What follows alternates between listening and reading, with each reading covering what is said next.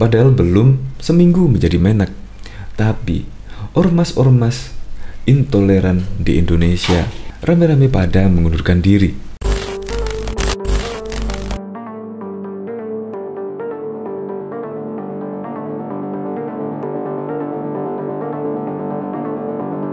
Saya Muhammad Al-Husni Tamrin selaku Ketua FPI Kota Pekanbaru pada hari ini Jumat tanggal 18 Desember 2020 menyampaikan mengundurkan diri dari FPI Kota Pekanbaru.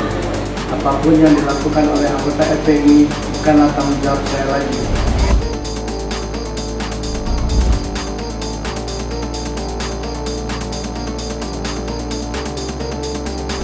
Saya, Safrizal, menyatakan mundur dari keanggotaan Front Pembela Islam dan saya siap menjaga keutuhan NKRI.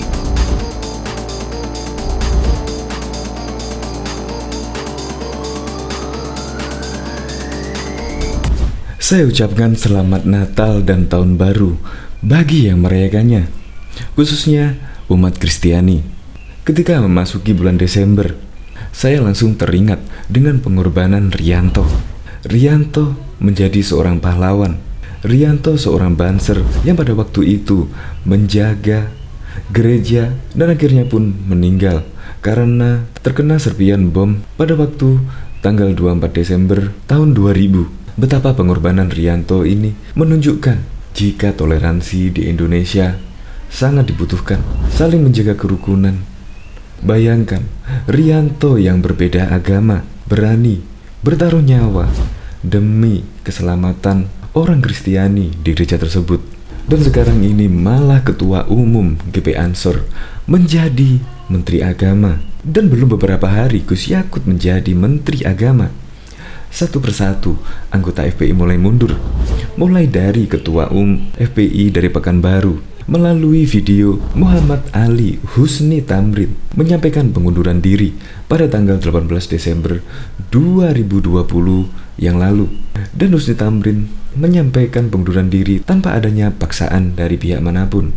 Dan juga ada video seorang laki-laki juga akan mengundurkan diri dari FPI dan akan penuh menjaga persatuan NKRI. Padahal belum seminggu menjadi Menak, tapi ormas-ormas intoleran di Indonesia rame-rame pada mengundurkan diri.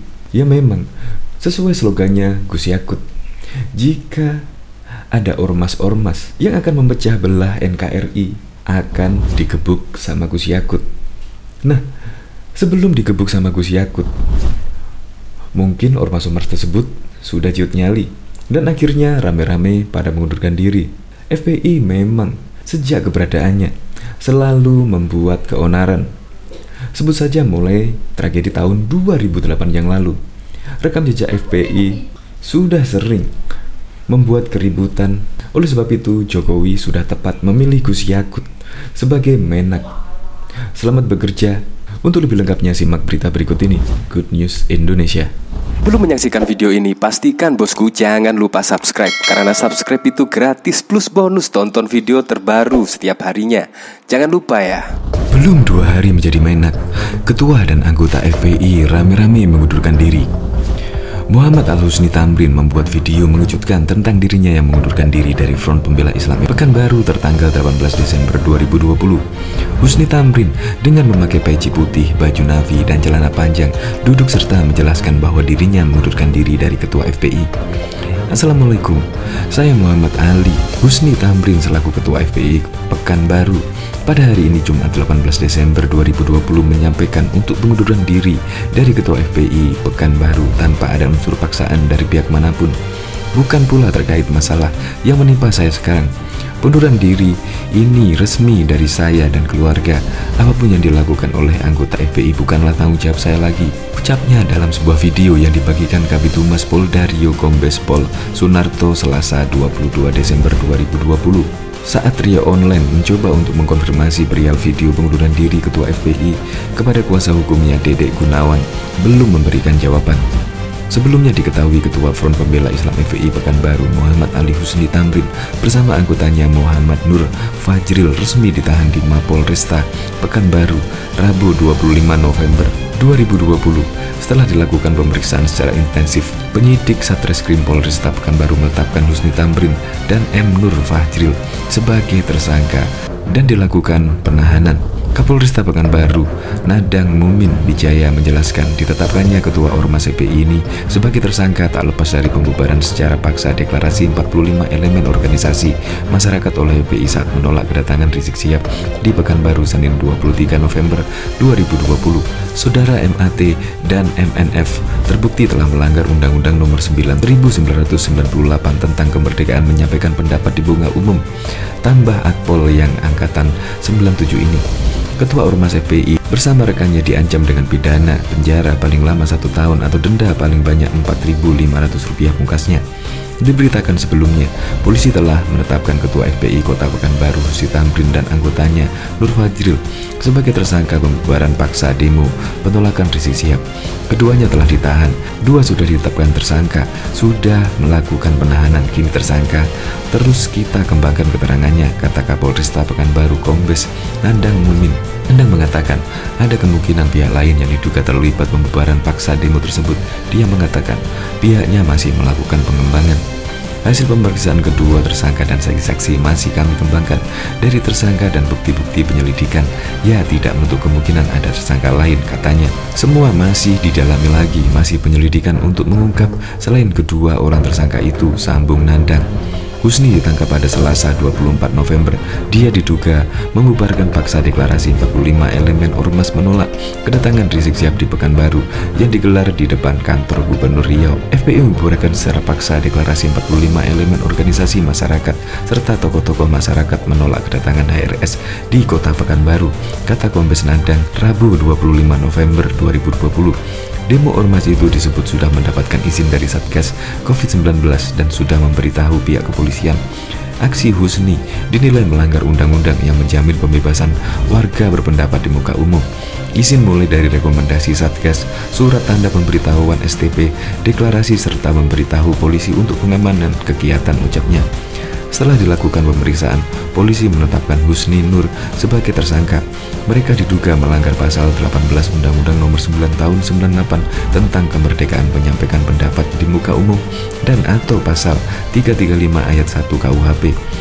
Ketua Perjuangan Rakyat Nusantara Pernusa KP Norman Hadi Negoro menilai langkah yang dilakukan Front Pembela Islam untuk melakukan aksi demonstrasi di depan Baris Krim Mabes Polri pada Jumat 13 Desember 2019 akan berakhir sia-sia. Dia menganggap FPI saat ini Pak Macan Ompong. Ormas yang sangat lekat dengan sosok Rizik Syihab itu diagendakan akan melebur bersama masa persaudaraan alumni PA 212. Mendorong kepolisian untuk mempercepat proses penetapan tersangka sebagai Sukmawati Soekarno Putri dan Gus Mufafik yang mereka teriakan sebagai penista agama. Perlu diketahui dulu, FPI ormas yang ditakuti sekarang jadi macan ompong karena di backing-backingnya pada kabur karena terlibat masalah, katanya kepada Tagar Kamis 12 Desember 2019. Menurutnya, dengan adanya aksi yang akan dilakukan FPI semakin membuat ormas tersebut terhimpit, kian dibenci masyarakat karena telah memanfaatkan kebebasan berpendapat demi kepentingan jualan isu agama. Negara yang demokrasi ini diberikan kebebasan berpendapat, akan tetapi kebebasan itu jangan dimanfaatkan dengan membawa misi-misi tertentu bertujuan ingin memecah belah NKRI, ujarnya. Dia juga mempertanyakan dan terheran-heran dengan langkah FPI yang berbeda haluan dengan Majelis Ulama Indonesia, Nahdlatul Ulama, seakan ingin membuat poros Islam sendiri. Kenapa FPI tidak percaya dengan MUI? Kenapa sasaran FPI menciptakan permusuhan dengan ulama-ulama NU? Ulama mana yang FPI bela? Islam seperti apa yang diperjuangkan FPI? Pertanyaannya, berani nggak FPI menantang orang-orang nasionalis, tuturnya? Norman menyarankan FPI tidak terus membuat gaduh terkait persoalan penista agama.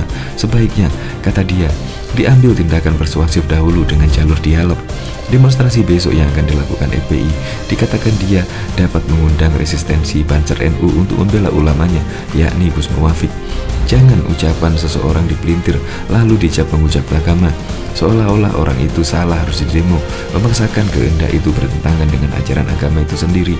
Demo yang akan dilaksanakan FPI akan memancing Ormas Banser turun membela ulamanya, kata Nurman. Dia menuding Ormas FPI dan PA212 siap dimanfaatkan oleh pihak tertentu dengan bayaran untuk menghadirkan momentum membuat kekacauan. Buktinya banyak petinggi FPI yang memiliki catatan hitam hukum. Selain itu jumlah masanya ia soroti semakin kempes.